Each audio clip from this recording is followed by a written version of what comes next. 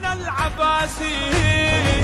شوفه ما ردت ينطيني غير تارس عيني هو المربيني وبدنياي عاش وياي انا الزوجة كامل ارسم يا ابو فاضل حيدر بيه ومربيه حلال المشاكل للكرار وارث صاري مانا وثباته من اول حياته حيدر قال هالكفال يستكمل خواته عباس الميادين تربية ام البنين فرحة قلبي